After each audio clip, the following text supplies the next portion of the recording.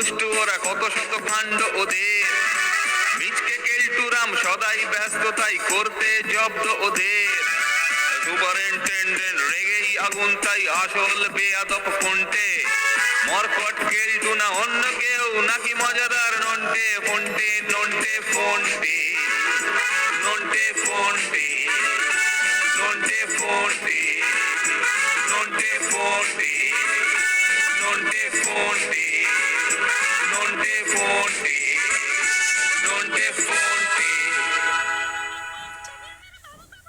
খাই খাই করো কেন, এসো বসো আহারে। খাওয়ার আজব খাওয়া, ভোজ কয় যাহারে।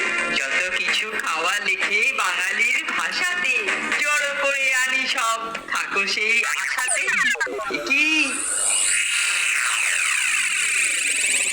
নন্টে ফন্টির ঘরের দরজাটা ভেজানো? আচ্ছা দেখি তো ব্যাপারটা কি। কতবার বড়দিনের কেকটা কেলটুদা কেমন ভেলকি দিয়ে নিজেই সাজালো, তোর মনে আছে তো ফোনটে? এবার আর করতে হচ্ছে না। তুই একদম ঠিক বলেছিস নন্টে। এবারও বড়দিনে কেক তো আমরা আনবই, তবে ওই কেলটুদাকে ঘুণাক্ষরেও জানতে দেব না। তারপর সময় সুযোগ বুঝে তবে চল। কেলটু মনে হচ্ছে এখন আশেপাশে নেই, কেকটা আনার এটাই একেবারে ঠিক সময়। চল চল, আমরা বরঞ্চ বাইরে থেকে কিছু একটা বাহানা দেখিয়ে সামনের ওই বাজার থেকে কেকটা কিনে নিয়ে আসি।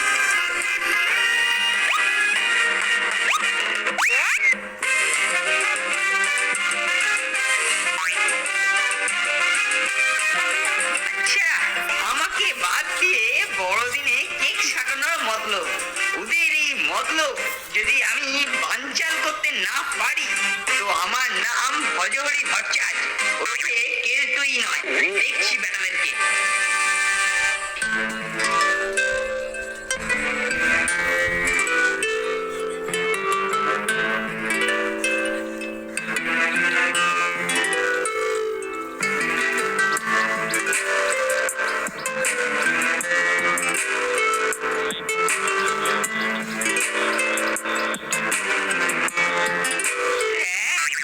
আপনাকে একটা ব্যাপার রিপোর্ট করার ছিল।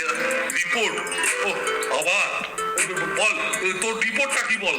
স্যার, নন্টে ফন্টে আপনার ফতোয়া অগ্রাহ্য করে হোস্টেলে বাইরের খাবার ঢোকানোর মতলব করেছে। আমাকে না জানিয়ে বাজারেতে গেছে কেক আনতে। কেক আনতে গেছে?